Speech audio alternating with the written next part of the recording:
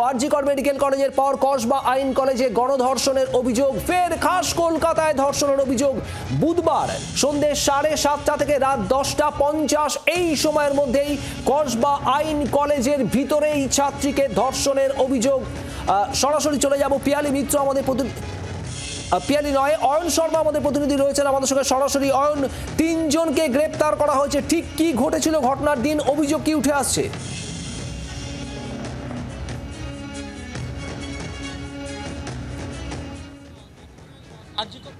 হাসপাতালে যেমন ঘটনা ঘটেছিল একেবারে কলেজের মধ্যেই গণধর্ষণের অভিযোগ ছিল, ঠিক একইভাবে ল কলেজ, দক্ষিণ কলকাতার ল কলেজ, আমার পিছনে যে রুমটি দেখাচ্ছেন আমার চিত্র সাংবাদিক কমল জানা, একেবারে পুলিশের তরফ থেকে সিল করে দেওয়া হয়েছে কলকাতা পুলিশের তরফ থেকে। এই রুমে কিন্তু দ্বিতীয়বার গণধর্ষণের শিকার হন ওই তরুণী, এমনটাই অভিযোগ করা হচ্ছে। এবং এই ঘটনায় ইতিমধ্যেই পুলিশের তরফ থেকে 3 জনকে গ্রেপ্তার করা হচ্ছে, মনোজিৎ মিশ্রা, জয়েব আহমেদ, প্রমিত মুখোপাধ্যায়। এদের মধ্যে মনোজিৎ মিশ্রা তিনি এই কলেজেরই প্রাক্তন ছাত্র, চুক্তিভিত্তিক এই কলেজের কর্মী, এবং বাকি 2 জন বর্তমান পড়ুয়া।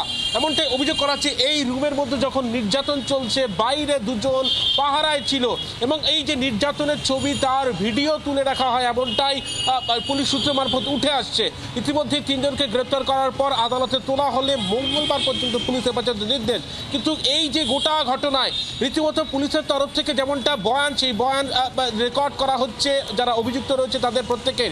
কিন্তু যে ঘটনা ঘটেছে রীতিমতো একেবারে বলা যায় চাঞ্চল্যকর ঘটনা, এবং প্রথমত ভিডিও তুলে রাখা হয় এবং হুমকি দেওয়া হয় যে এই ঘটনা বাইরে প্রকাশ করলে প্রাণে মেরে দেওয়া হবে, এমন হুমকি দেওয়া হয়। এবং নির্যাতিত তরুণীর সিএনএমসি যে মেডিকেল কলেজ হাসপাতাল, সেখানে তার একবার মেডিকেল চেক আপ করা হয়। মেডিকেল চেক আপের পরেই পুলিশের তরফ থেকে গ্রেপ্তার করা হয় যে তালবাগান এলাকা, সেখান থেকে 3 জনকে গ্রেপ্তার করা। ইতিমধ্যে দেখতে পাচ্ছ গোটা কলেজের গেট বন্ধ, সেখানে পুলিশের তরফ থেকে তদন্ত করে দেখা হচ্ছে। ধন্যবাদ আপাতত।